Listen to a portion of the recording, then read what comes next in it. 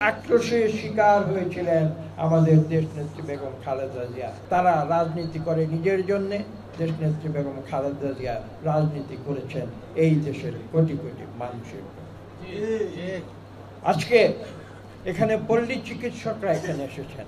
একটি কথা আমি এখানে উল্লেখ করতে চাই, আপনারা হয়তো এটা উল্লেখ করেননি, কিন্তু করা প্রয়োজন, কারণ আমি আমার নিজের গ্রামে গঞ্জে পল্লী চিকিৎসক যারা রয়েছেন তাদের সঙ্গে আমি চলাফেরা করি, ওঠা বসা করি।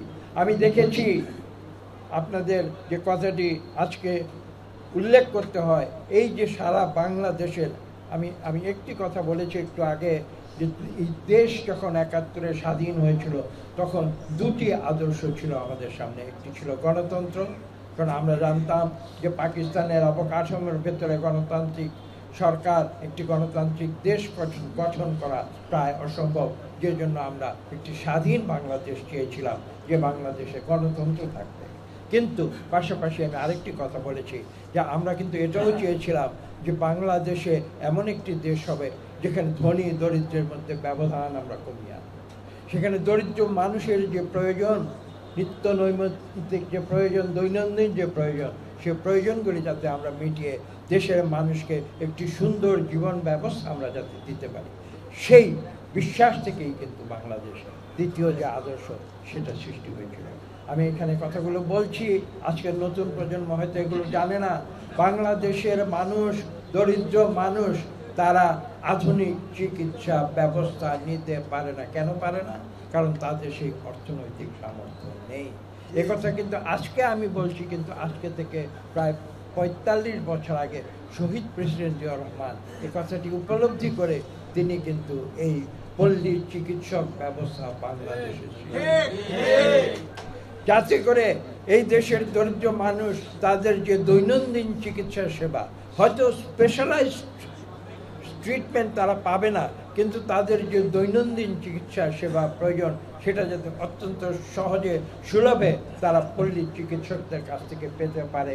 এবং তাদের ট্রেনিংয়ের ব্যবস্থা তিনি করে দিয়েছিলেন, ন্যূনতম যে ট্রেনিংটা প্রয়োজন, যাতে করে তারা সেই সেবা মানুষকে দিতে পারে। সেই জন্য কিন্তু এই পল্লী চিকিৎসক ব্যবস্থা বাংলাদেশে সৃষ্টি হয়েছে, এবং সারা বাংলাদেশে আপনারা হাজার হাজার পল্লী চিকিৎসক বাংলাদেশের কোটি কোটি মানুষকে প্রয়োজনীয় চিকিৎসা দিয়ে যাচ্ছেন, তাদেরকে দিচ্ছেন যাদের উচ্চতর চিকিৎসা নেবার সামর্থ্য নেই। এই দায়িত্ব যে কত গুরুত্বপূর্ণ এটা বাংলাদেশের ধনী লোকেরা বুঝতে পারবে না, কিন্তু যারা গ্রামে গঞ্জে বসবাস করে, যারা পল্লী অঞ্চলে বসবাস করে, তারা জানে আপনাদের মূল্য কতটুকু। আমি কথাগুলো বলছি এই কারণে যে আমি জানি না কি হঠাৎ করে কি হয়েছিল।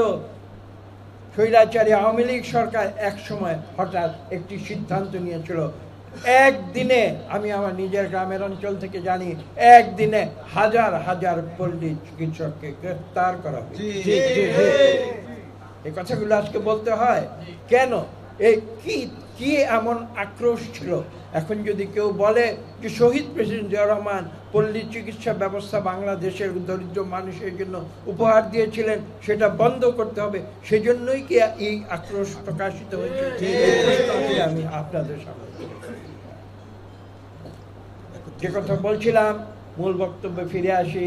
আপনারা দেখেছেন পরবর্তীতে সেই একই আক্রোশের শিকার হয়েছিলেন আমাদের দেশনেত্রী বেগম খালেদা জিয়া। আমি একটি কথা আজকে স্পষ্ট করে বলতে চাই আপনাদের উদ্দেশ্যে, বাংলাদেশের কোটি কোটি মানুষের একথা জানা প্রয়োজন রয়েছে। আমি যে কথাটি এখন বলবো, যে আমরা অনেকে তখন দেশনেত্রী বেগম খালেদা জিয়াকে বলেছিলাম, এটা মিথ্যা রাজনৈতিক মামলা, আপনি কেন কোর্টে যাচ্ছেন, আপনি কেন সেখানে গিয়ে আপনি হাজির হচ্ছেন? তিনি বলেছিলেন, আমি আইনের প্রতি শ্রদ্ধাশীল। এবং আপনারা জানেন তিনি আইনের প্রতি শ্রদ্ধাশীল হয়ে মিথ্যা মামলায় তিনি কারারুদ্ধ হয়েছিলেন। কত বড় মানসিকতা থাকলে এই কাজ করতে পারে আপনারা ভেবে দেখুন।